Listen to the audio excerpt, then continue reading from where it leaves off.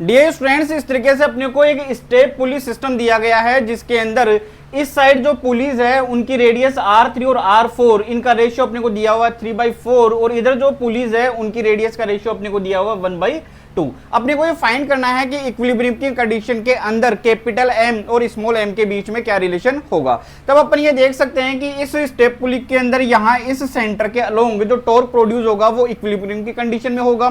इसका मीन्स बड़ी वाली पुली के कारण जो टॉर्क प्रोड्यूस होगा उसकी वैल्यू छोटी वाली पुली के कारण जो टॉर्क प्रोड्यूस होगा उसके इक्वल होगी। तो मैं ये मान सकता हूं कि यहाँ पे टेंशन कितना है, यहाँ से ये T1, ये किसको बैलेंस करेगा, नीचे की तरफ कैपिटल M G को बैलेंस करेगा।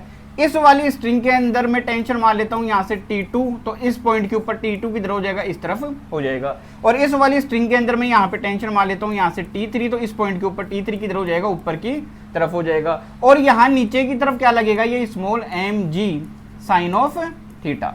अब इस पुली के लिए आइए कि इसके अंदर टॉर्क कितना होगा, यहाँ से T1 इंटू R4, तो T1 इंटू R4 किसके इक्वल होगा, T2 इंटू R3, तो ये T2 इंटू कितना हो गया R3। अब T1 किसकी इक्वल है, यहाँ से mg की इक्वल है, तो इसको मैंने क्या रख दिया mg, तो ये इक्वेशन फर्स्ट बन गई।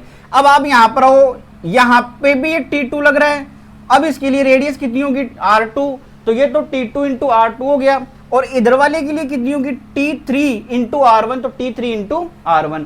अब ये T3 की वैल्यू किसकी इक्वल है, स्मॉल mg साइन थीटा की, तो इसको स्मॉल mg साइन थीटा रख लिया।